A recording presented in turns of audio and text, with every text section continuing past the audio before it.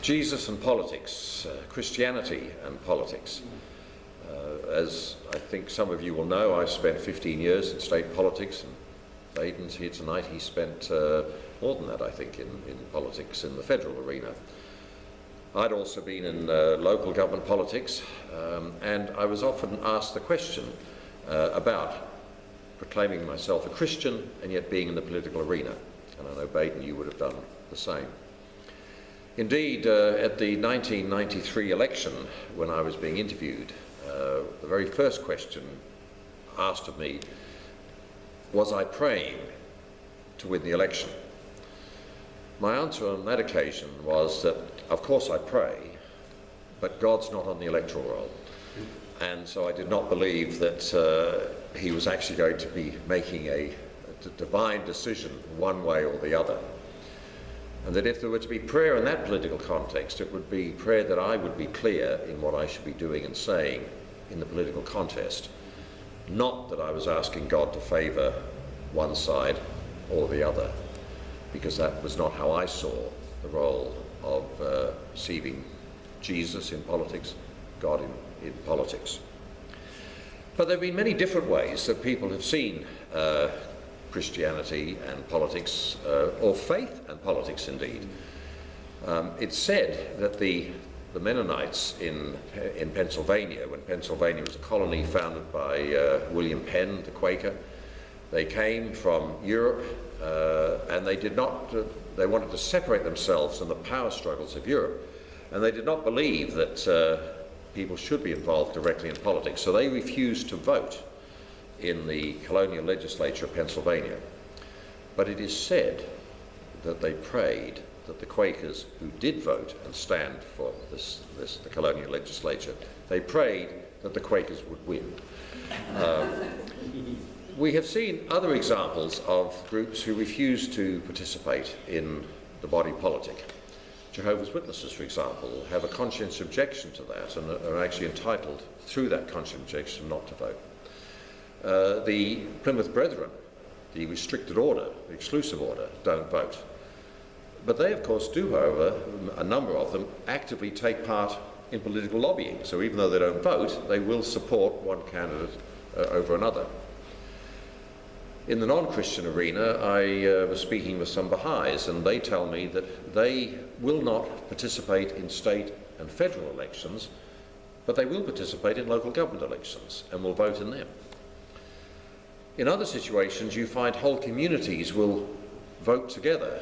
I was reading recently an article about an area in New York called Borough Park, and Borough Park has 100,000 ultra-Orthodox Jews who decide together what they're going to vote, and they have a tendency of voting en masse for one candidate or another, which significantly impacts upon the way politics works in that particular borough. In other communities, on other faiths, they may end up doing the same situation. The question, however, of politics and Christianity needs to be looked at in a number of ways. Is Christianity and politics defined by Christians or non-Christians who are in elected power? And if so, how should they exercise that power? Well, of course, yes, it is. That is one of the areas that we must look at. So the question, should Christians stand for Parliament? And if they do stand for Parliament, how should they address the issues that they confront in politics? Should they rigidly hold to a set of beliefs, regardless of what the law might say? Should they, however, take part in acts of political tactics, where they may be viewed by some at different times to be justifying the ends through means that they may practice? Or would that be a rejection of Christian principles that asks us to hold fast? But Christianity and politics is not only defined by those who are in elected office or who run for elected office, it's also defined by those who are in a community electing those in office. do we take the view, as I've said before, of those denominations who refuse to participate, saying none of this is valid? It's not just a Christian thing. You will find ultra-Orthodox Jews in Israel will not participate in the state of Israel because they do not believe that Israel of the political entity is the Israel of Zion that is the promised land. Well, for those who do take part, how should they take part? We live in a very flawed world. We know that from the very time of the fall. And indeed, one can actually look at the existence of community as being defined by a particularly fallen person. And I don't mean Adam and Eve here. I mean one of their sons, Cain. The first communities were established by Cain. And from then on, we've had pretty flawed communities. But they are the world in which we live. So should a Christian, if we are going to take part in that, take part rigidly, saying that nothing that dispels, nothing that works against the Bible will have my support? The problem is that we have two truisms here. And I remember it was said by a minister when we were going to Holy Trinity.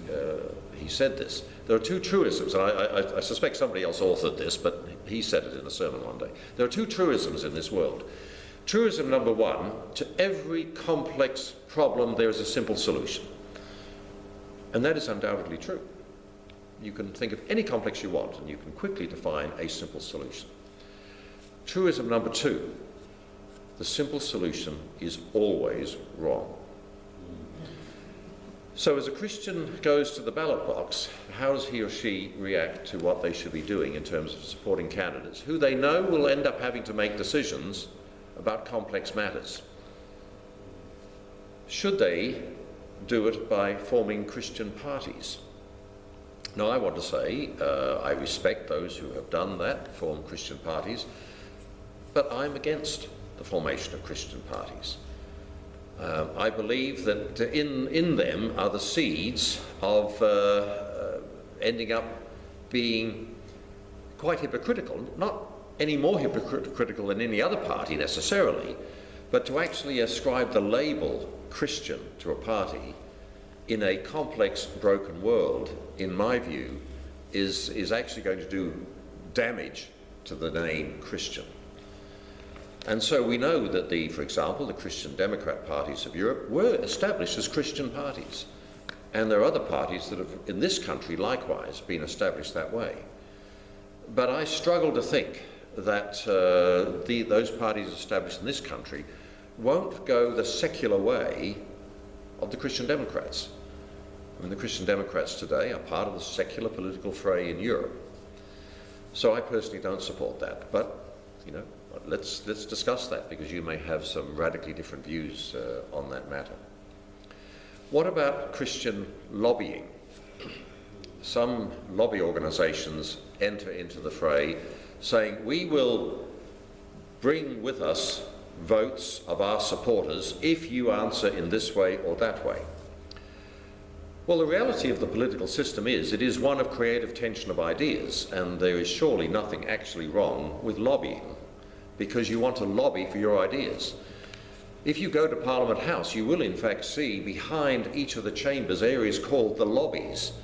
And these are not like a hotel lobby, they are distinctly areas of lobbying, where members of Parliament will lobby each other to try and get them to support certain propositions if this happens. So the act of lobbying is a credible part of our political process.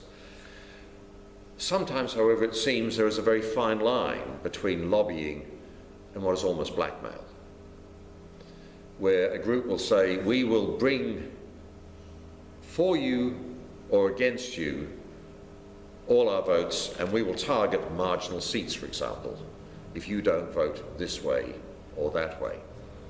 How do we help define what is the fine line between lobbying and what is heavy-handed standover tactics? How, returning to the issue of a Christian in an elected position, how should he or she act? Is there ever any justification for a non-Christian behaviour. We are told to be truthful. We are told that our words should be, our yea should be yea and our nay should be nay. Is there ever a situation of dissembling? No, I want to put before you, I think that tactics don't have to involve lying, but can come pretty close to the definition of dissembling.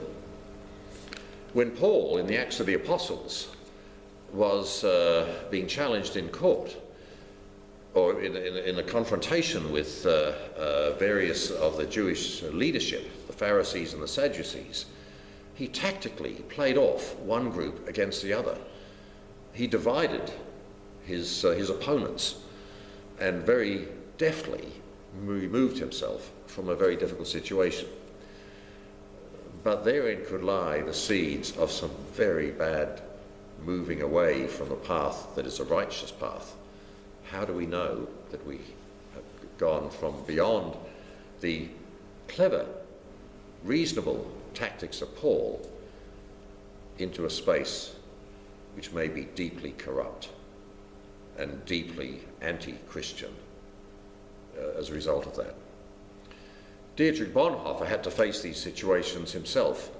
Dietrich Bonhoeffer, the one who interpreted the Bible in such a way that he was a pacifist, did not support violence because he felt that the laws of that Jesus had laid down of loving your neighbour as yourself was quite clear. You can't all that easily love your neighbour if you're about to kill him. He didn't take the Kierkegaard statement that the best neighbour there is the dead neighbour, because he is surely, or she is surely, the easiest neighbour to love, rather than the living one. He didn't take that. And so he took the prescription not to kill, literally. And yet, this is the same devout Christian who ultimately would be arrested for participation in a plot to assassinate. Now, we look at that from our standpoint very easily because we say, of course, Hitler. How could you not? He would die for that. He would die on April the 9th, 1945. He would die for a crime against the laws of the state of his time. He would be sentenced to death under those laws legitimately, because he had conducted an act of terrorism. So Dietrich Bonhoeffer, the pacifist, became Dietrich Bonhoeffer, the terrorist. So there is a lot to think about as we look at the issue of Christianity and politics.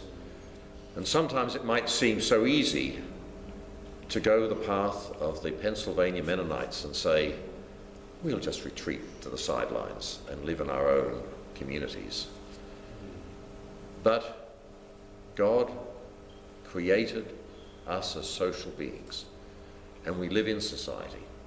And so I don't believe we have that opportunity to walk away from that. And politics is about the polis, is about the city.